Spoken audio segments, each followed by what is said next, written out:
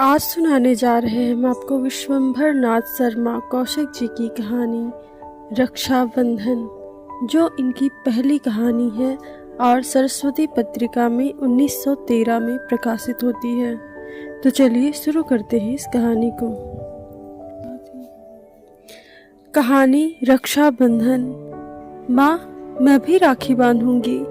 श्रावण की धूमधाम है। नगरवासी स्त्री पुरुष बड़े आनंद तथा उत्साह से श्रावणी का उत्सव मना रहे हैं। बहनें भाइयों के और ब्राह्मण अपने यजमानों की राखियां बांध बांध कर चांदी कर रहे हैं। ऐसे ही समय एक छोटे से घर में एक 10 वर्ष की बालिका ने अपनी माता से कहा, माँ, मैं भी राखी बांधूंगी। उत्तर में माता ने एक ठंडी सांस भरी और कहा, किसके बांधेगी बेटी? आज तेरा कोई भाई होता तो। माता आगे कुछ ना कह सकी। उसका गला रुंध गया और नेत्र अश्रुपूर्ण हो गए। अबोध बालिका ने अठला कर कहा, तो क्या भैया के ही राखी बांधी जाती है और किसी के नहीं? भैया नहीं है तो अम्मा मैं तुम्हें ही राखी बांधूंगी। इस दुख के समय भी पुत्री की बात सुनकर माता मुस्कुराने लगी और बोली, अरे तू इतनी बड़ी हो गई, भला कहीं माँ के भी राखी बांधी जाती है? बालिका ने कहा, वाह, जो पैसा दे उसी की राखी बांधी जाती है। माता बोली, अरे कंगली, पैसे भर नहीं, भाई ही के राखी बांधी जाती है। बालिका उदास हो गई। माता घर का काम काज करने लगी। घर का काम शेष करके उसने पुत्री से कहा, आ तुझे नहला दूं। बालिका मुख गंभीर करके बोली, मैं नहीं नहाऊंगी। माता बोली, क्यों नहीं नहावेगी? बालिका बोली, मुझे क्या किसी की राखी बांधनी है? माता बोली, अरे राखी नहीं बांधनी तो क्या नहावेगी भी नहीं? आज तो त्योहार का दिन है, चल उठ नहा। बालिका बोली, राखी नहीं बांधूंगी तो त्योहार काहे का? माता क्रुद्ध होकर बोली, अरे कुछ सिड़न हो गई है। राखी राखी रट लगा रखी है, बड़ी राखी बांधने वाली बनी है। ऐसी ही होती तो आज के दिन देखना ना पड़ता। यह पैदा होते ही बाप को खा गई, 2.5 बरस होते होते भाई से घर छुड़ा दिया। तेरे ही कर्मों से सब नाश हो गया है। बालिका बड़ी अप्रतिभ हुई और आंखों में आंसू भरे चुपचाप नहाने को उठ खड़ी हुई। 1 घंटा पश्चात हम उसी बालिका को उसके घर द्वार पर खड़ी देखते हैं। इस समय भी उसके सुंदर मुख पर उदासी विद्यमान है। अब भी उसके बड़े बड़े नेत्रों में पानी छलछला रहा है। परंतु बालिका इस समय द्वार पर क्यों? जान पड़ता है वह किसी कार्यवश खड़ी है, क्योंकि उसके द्वार के सामने से जब कोई निकलता है तब वह बड़ी उत्सुकता से उसकी ओर ताकने लगती है, मानो वह मुख से कुछ कहे बिना केवल इच्छा शक्ति ही से उस पुरुष का ध्यान अपनी ओर आकर्षित करने की चेष्टा करती थी। परंतु जब उसे इसमें सफलता नहीं होती तब उसकी उदासी बढ़ जाती। इसी प्रकार 1, 2, 3 करके कई पुरुष बिना उसकी ओर देखे निकल गए। अंत में बालिका निराश होकर घर के भीतर लौट जाने को उद्यत ही हुई थी कि एक सुंदर युवक की दृष्टि, जो कुछ सोचता हुआ धीरे धीरे जा रहा था, बालिका पर पड़ी।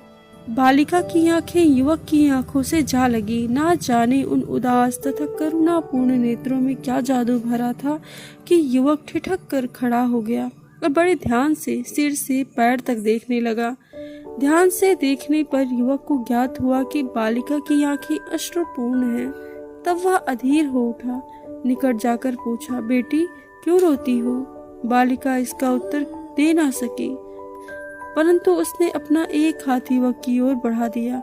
युवक ने देखा बालिका के एक हाथ में एक लाल डोरा है। उसने पूछा, यह क्या है? बालिका ने आंखें नीचे करके उत्तर दिया, राखी। युवक समझ गया। उसने मुस्कुराकर अपना दाहिना हाथ आगे बढ़ाया। बालिका का मुख कमल खिल उठा। उसने बड़े चाव से युवक के हाथ में राखी बांध दी। राखी बंधवा चुकने पर युवक ने जेब में हाथ डाला और 2 रुपए निकालकर बालिका को देने लगा, परंतु बालिका ने उन्हें लेना स्वीकार नहीं किया। बोली, नहीं, पैसे दो। युवक बोला, ये पैसे से भी अच्छे हैं। बालिका, नहीं, मैं पैसे लूंगी, यह नहीं। युवक बोला, ले लो बिटिया, इसके पैसे मंगा लेना, बहुत से मिलेंगे। बालिका, नहीं, पैसे दो। युवक ने 4 आने पैसे निकालकर कहा, अच्छा ले, पैसे भी ले और यह भी ले ले। बालिका बोली, नहीं, खाली पैसे लूंगी। तुझे दोनों लेने पड़ेंगे। यह कहकर युवक ने बलपूर्वक पैसे तथा रुपए बालिका के हाथ पर रख दिए। इतने में घर के भीतर से किसी ने पुकारा, अरे सरस्वती कहाँ गई? बालिका ने कहा, आई, कहकर युवक की ओर कृतज्ञतापूर्ण दृष्टि डाली और चली गई। दूसरा भाग। गोलागंज, लखनऊ की एक बड़ी तथा सुंदर अट्टालिका के एक सुसज्जित कमरे में एक युवक चिंता सागर में निमग्न बैठा है। कभी वह ठंडी सांसें भरता है, कभी रुमाल से आंखें पोंछता है, कभी आप ही आप कहता है। हाँ, सारा परिश्रम व्यर्थ गया, सारी चेष्टाएं निष्फल हुई। क्या करूं, कहाँ जाऊं, उन्हें कहाँ ढूंढूं? सारा उन्नाव छान डाला, परंतु फिर भी उनका पता न लगा। युवक आगे कुछ और कहने को था कि कमरे का द्वार धीरे धीरे खुला और एक नौकर अंदर आया।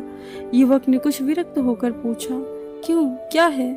नौकर, सरकार अमरनाथ बाबू आए हैं। युवक बोला, अच्छा, यहीं भेज दो। नौकर के चले जाने पर युवक ने रुमाल से आंखें पोंछ डाली और फिर मुख पर गंभीरता लाने की चेष्टा करने लगा। द्वार फिर खुला और एक युवक अंदर आया। युवक बोला, आओ भाई अमरनाथ।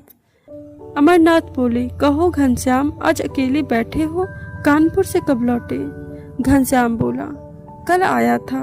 अमरनाथ बोले, उन्नाव भी अवश्य ही उतरे होगे? घनश्याम एक ठंडी सांस भरकर, हाँ उतरा था, परंतु व्यर्थ है। अमरनाथ बोले, परंतु करो क्या, हृदय नहीं मानता? क्यों?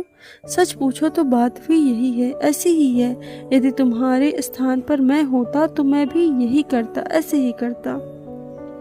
घनश्याम बोले, क्या कहूँ मित्र, मैं तो हार गया। तुम तो जानते ही हो कि मुझे लखनऊ आकर रहे 1 वर्ष हो गया और जब से यहाँ आया हूँ उन्हें ढूंढने में कुछ भी कसर उठा नहीं रखी, परंतु सब व्यर्थ हो गया। अमरनाथ बोले, उन्होंने उन्नाव ना जाने क्यों छोड़ दिया और कब छोड़ा, इसका भी कोई पता नहीं चलता। घनश्याम बोले, इसका तो पता चल गया ना कि वे लोग मेरे चले जाने के 1 वर्ष पश्चात उन्नाव से चले गए, परंतु कहाँ गए यह नहीं मालूम। अमरनाथ बोले, यह किससे मालूम हुआ? घनश्याम बोले, उसी मकान वाले से जिसके मकान में हम लोग रहते थे। अमरनाथ बोले, हाँ, शोक है। घनश्याम बोले, कुछ नहीं, यह सब मेरे ही कर्मों का फल है। यदि मैं उन्हें छोड़कर ना जाता, यदि गया था तो उनकी खोज खबर लेता रहता, परंतु मैं तो दक्षिण जाकर रुपया कमाने में इतना व्यस्त हो रहा था कि कभी याद ही ना आई, और जो आई भी तो क्षण मात्र के लिए। उफ, कोई भी अपने घर को भूल जाता है, मैं ऐसा ही अधम। अमरनाथ बात काट कर बोले, अजी नहीं, सब समय की बात है। घनश्याम बोले, मैं दक्षिण नहीं जाता तो अच्छा था। अमरनाथ बोले, तुम्हारा दक्षिण जाना तो व्यर्थ नहीं हुआ, यदि ना जाते तो इतना धन। घनश्याम बोले, अजी चूल्हे में जाए धन, ऐसा धन किस काम का? मेरी हृदय में सुख शांति नहीं तो धन किस मर्ज की दवा है? अमरनाथ बोले, ये हाथ में लाल डोरा क्यों बांधा है? घनश्याम, इसकी तो बात ही भूल गई, यह राखी है। अमरनाथ, भाई वाह, अच्छी राखी है। लाल डोरे को राखी बताते हो? यह किसने बांधी है? किसी बड़े कंजूस ब्राह्मण ने बांधी होगी। दुष्ट ने 1 पैसा तक खर्च न पाप समझा, डोरे ही से काम चला लिया। घनश्याम बोले, संसार में यदि कोई बढ़िया से बढ़िया राखी बन सकती है तो मुझे उससे भी कहीं प्यारा यह लाल डोरा है। यह कहकर घनश्याम ने उसे खोलकर बड़े यत्न पूर्वक अपने बॉक्स में रख लिया। अमरनाथ बोले, भाई तुम भी विचित्र मनुष्य हो, आखिर यह डोरा बांधा किसने? घनश्याम बोले, एक बालिका ने। अमरनाथ बोलते हैं, बालिका ने कैसे बांधा और कहाँ? घनश्याम बोले, कानपुर में। घनश्याम ने सारी घटना कह सुनाई। अमरनाथ बोले, यदि यह बात सत्य ही है तो यह डोरा अमूल्य है। घनश्याम बोले, ना जाने क्यों उस बालिका का ध्यान मेरे मन से उतरता ही नहीं। अमरनाथ बोले, उसकी सरलता तथा प्रेम ने तुम्हारे हृदय पर प्रभाव डाला है। भला उसका नाम क्या है? घनश्याम बोले, नाम तो पूछा नहीं, भीतर से किसी ने उसका नाम लेकर पुकारा था, परंतु मैं सुन ना सका। अमरनाथ बोले, अच्छा खैर, अब तुम्हें क्या करना विचारा है? घनश्याम बोले, धैर्य कर, चुपचाप बैठने के अतिरिक्त और मैं कर ही क्या सकता हूँ। मुझसे जो हो सका मैं कर चुका। अमरनाथ बोले, हाँ यही ठीक भी है, ईश्वर पर छोड़ दो, देखो क्या होता है। भाग तीसरा। पूर्वोक्त घटना हुए 5 वर्ष व्यतीत हो गए। घनश्याम दास पिछली बातें प्रायः भूल गए, परंतु उस बालिका की याद कभी कभी आ जाती है। उसे देखने वे एक बार कानपुर भी गए थे, परंतु उसका पता न चला। उस घर में पूछने पर ज्ञात हुआ कि वह वहां से अपनी माता सहित बहुत दिन हुए ना जाने कहाँ चली गई। इसके पश्चात ज्यों ज्यों समय बीतता गया उसका ध्यान भी कम होता गया, पर अब भी जब वे अपने बॉक्स को खोलते तब कोई वस्तु देखकर चौंक पड़ते और साथ ही कोई पुराना दृश्य भी आंखों के सामने आ जाता। घनश्याम अभी तक अविवाहित हैं। पहले तो उन्होंने निश्चय कर लिया था कि विवाह करेंगे ही नहीं, पर मित्रों के कहने और स्वयं अपने अनुभव ने उनका विचार बदल दिया। अब वे विवाह करने पर तैयार हैं, परंतु अभी तक कोई अच्छी कन्या उनकी रुचि के अनुसार नहीं मिली है। जेठ का महीना है। दिन भर की जला देने वाली धूप के पश्चात सूर्यास्त का समय अत्यंत सुखदायी प्रतीत हो रहा है। इस समय घनश्याम दास अपनी कोठी के बाग में मित्रों के सहित बैठे मंद मंद शीतल वायु का आनंद ले रहे हैं। आपस में रहस्यपूर्ण बातें हो रही हैं। बातें करते करते एक मित्र ने कहा, अजी अभी तक अमरनाथ नहीं आए? घनश्याम बोले, वह मनमौजी आदमी है, कहाँ रम गया होगा। दूसरा बोला, नहीं रम नहीं, वह आजकल तुम्हारे लिए दुल्हन ढूंढने की चिंता में रहता है। घनश्याम बोले, बड़ी दिल्लगी बाज हो। दूसरा, नहीं दिल्लगी की बात नहीं है। तीसरा, हाँ परसों मुझसे भी कहता था कि घनश्याम का विवाह हो जाएगा तो मुझे चैन पड़े। ये बातें हो ही रही थी कि अमरनाथ लपकते हुए आ पहुंचा। घनश्याम बोले, आओ यार, बड़ी उम्र, अभी तुम्हारी ही याद हो रही थी। अमरनाथ बोले, इस समय बोलिए नहीं, नहीं एकाध को मार बैठूंगा। दूसरा बोला, जान पड़ता है कहीं से पिट के आए हैं। अमरनाथ, तू फिर बोला, क्यों? दूसरा, क्यों बोलना, किसी के हाथ क्यों बेच खाया है? अमरनाथ, अच्छा दिल्लगी छोड़ो, एक आवश्यक बात है। सब उत्सुक होकर बोले, कहो कहो, क्या बात है? अमरनाथ घनश्याम से बोलते हैं, तुम्हारे लिए दुल्हन ढूंढ ली है। सब एक स्वर से बोले, फिर क्या, तुम्हारी तो चांदी है। अमरनाथ, फिर वही दिल लगी, यार तुम लोग अजीब आदमी हो। तीसरा बोला, अच्छा बताओ कहाँ ढूंढी? अमरनाथ बोला, यही लखनऊ में। दूसरा, लड़की का पिता क्या करता है? अमरनाथ, पिता तो स्वर्गवास है। तीसरा, यह बुरी बात है। अमरनाथ बोले, लड़की है और उसकी माँ, बस तीसरा कोई नहीं। विवाह में कुछ मिलेगा भी नहीं, लड़की की माता गरीब है। दूसरा बोला, यह उससे भी बुरी बात है। तीसरा बोला, उल्लू मर गए, पट्टे छोड़ गए, घर भी ढूंढा तो गरीब। कहाँ हमारे घनश्याम इतने धनाढ्य और ससुराल इतने दरिद्र, लोग क्या कहेंगे? अमरनाथ बोला, अरे भाई, कहने और ना कहने वाले हम ही तुम ही हैं, और यहाँ उनका कौन बैठा है जो कहेगा? घनश्याम ने एक ठंडी सांस ली। तीसरा बोला, आपने क्या भलाई देखी जो यह संबंध करने का विचारा? अमरनाथ बोले, लड़की की भलाई। लड़की लक्ष्मी रूपा है, जैसी सुंदर वैसी ही सरल।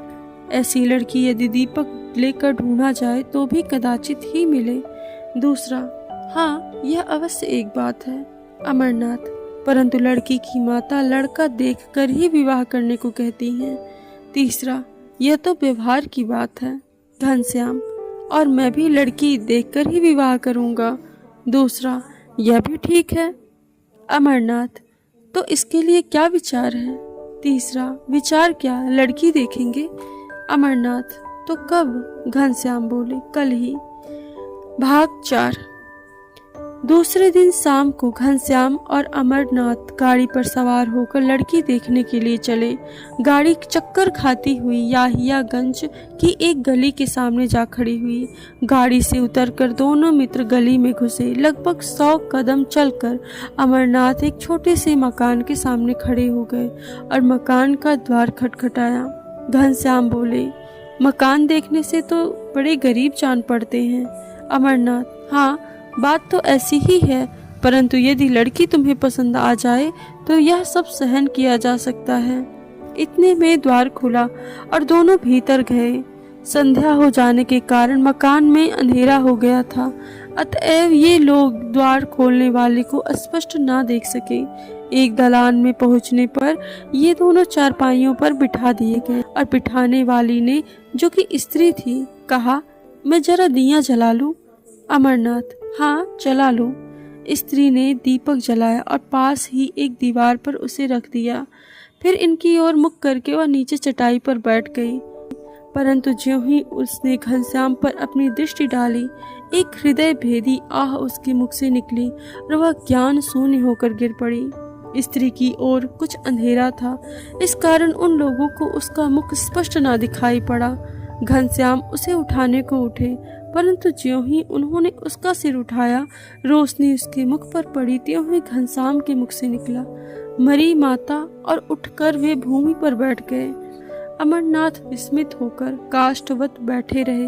अंत को कुछ क्षण उपरांत बोले, उफ, ईश्वर की बड़ी महिमा, बड़ी विचित्र महिमा है। जिनके लिए तुमने ना जाने कहाँ कहाँ की ठोकरें खाई, वे अंत को इस प्रकार मिले। घनश्याम अपने को संभाल कर बोले, थोड़ा पानी मंगाओ। अमरनाथ बोले, किससे मंगाऊं? यहाँ तो कोई दिखाई ही नहीं पड़ता, परंतु हाँ, वह लड़की तुम्हारी। कहते कहते अमरनाथ रुक गए। फिर उन्होंने पुकारा, बिटिया थोड़ा पानी दे आओ, परंतु कोई उत्तर ना मिला। अमरनाथ ने फिर पुकारा, बेटी तुम्हारी माँ अचेत हो गई है, थोड़ा पानी दे आओ। इस अचेत शब्द में ना जाने क्या बात थी कि तुरंत ही घर के दूसरी ओर से बर्तन खड़कने का शब्द हुआ। तत्पश्चात एक पूर्ण वयस्क लड़की लोटा ली आई। लड़की मुंह कुछ ढके हुए थी। अमरनाथ ने पानी लेकर घनश्याम की माता की आंखें तथा मुंह धो दिया। थोड़ी देर में उसे होश आया। उसने आंखें खोलते ही फिर से घनश्याम को देखा। तब वह शीघ्रता से उठकर बैठ गई और बोली, मैं क्या स्वप्न देख रही हूँ? घनश्याम, क्या तू मेरा खोया हुआ घनश्याम है या कोई और? माता ने पुत्र को उठाकर छाती से लगा लिया और अश्रु बिंदु विसर्जन किए, परंतु वे बिंदु सुख के थे अथवा दुख के, कौन कहे। लड़की ने यह सब देख सुनकर अपना मुंह खोल लिया और भैया भैया कहती हुई घनश्याम से लिपट गई। घनश्याम ने देखा, लड़की कोई और नहीं, वही बालिका है जिसने 5 वर्ष पूर्व उससे राखी बांधी थी और जिसकी याद प्रायः उसे आया ही करती थी। श्रावण का महीना और श्रावणी का महोत्सव। घनश्याम दास की कोठी खूब सजाई गई। घनश्याम अपने कमरे में बैठे एक पुस्तक पढ़ रहे हैं। इतने में एक दासी ने आकर कहा, बाबू भीतर चलो। घनश्याम भीतर गए। माता ने उन्हें एक आसन पर बिठाया और उनकी भगनी सरस्वती ने उनके तिलक लगाकर राखी बांधी। घनश्याम ने 2 अशर्फियां उसके हाथ में धर दी और मुस्कुराकर बोले, क्या पैसे भी देने होंगे? सरस्वती ने हंसकर कहा, नहीं भैया, ये अशर्फियां पैसों से बहुत अच्छी हैं, इनसे बहुत से पैसे आएंगे। ये कहानी यहीं पे समाप्त हुई। धन्यवाद।